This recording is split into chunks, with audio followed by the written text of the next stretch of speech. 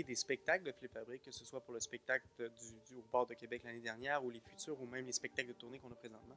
On travaille beaucoup en brainstorm. Alors, c'est vraiment les groupes de concepteurs, les groupes d'artistes qui font partie du spectacle, qui se regroupent et puis qui jettent leurs idées. Qu'est-ce que le spectacle doit avoir? Qu'est-ce que le message doit véhiculer? La dramaturgie dans ce spectacle-là. Et puis après ça, on met ça entre les mains d'un metteur en scène, on met ça entre les mains des concepteurs qui sont... Ça se trouve à être 8 heures par jour, 5 jours semaine. On essaye, on tente, on tombe, on se lance, on joue, on crée, euh, on se met un peu...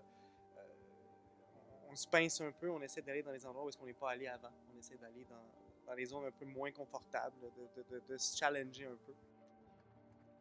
Quand le travail commence, ben, c'est un bloc d'une demi-heure. On fait notre échauffement, on met de musique, on s'entraîne. Ensuite, on a 3 heures et demie avec le metteur en scène là où on essaye, on tente des choses, on discute où est-ce qu'on veut aller. Et ensuite, l'après-midi, c'est là où est-ce qu'on fait vraiment plus l'acrobatie.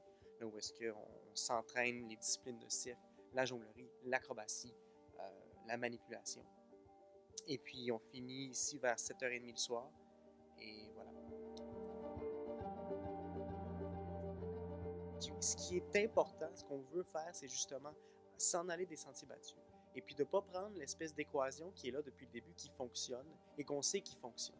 Alors de se déroger de ça, de s'en aller de cette espèce de chemin déjà battu pour aller vers des sentiers où est-ce qu'on n'est jamais allé. C'est pour ça qu'on prend le temps de le faire. On prend beaucoup de temps, énormément de temps. On est ici pendant 12 semaines. On a le luxe de pouvoir le faire. Tous les artistes veulent le faire aussi. Alors on bloque tout, on arrête tout. On fait 12 semaines de création. On va vraiment plus loin. On prend les straps, on va aller chercher une façon qu'on n'a jamais vue de faire les straps. On prend les hula hoop, on va aller faire une façon avec l'acrobatie et tout, de mélanger, de métisser toutes les disciplines pour faire ressortir quelque chose qu'on n'a jamais vu auparavant. Puis on prend le temps de le faire. La chose la plus difficile à gérer, c'est le stress, c'est la pression. Alors, c'est même pas la fatigue, en fait, c'est le stress qui fatigue, c'est la pression qui fatigue. Alors, c'est de jouer avec tout ça. Mais je dirais qu'en gros, non, on est capable d'avoir une espèce de synergie et de se sentir assez bien quand on est en relation avec le metteur en scène et les artistes. On se comprend, on se complète comme si on était un. Comme n'importe quel travail, mais en fait, évidemment, le travail de cirque étant très physique et aussi dangereux. Plus dur, souvent, est le principal bobo qui arrive de faire tout le temps le même mouvement répétitif. Ça peut user le corps d'une certaine façon qui fait que tu peux avoir des tendinites, des périostites, décider ça. Oui, des fois, il faut changer d'artiste, des fois, il faut adapter le spectacle selon la forme physique des artistes qui sont sur le stage. Rarement, on a à remplacer.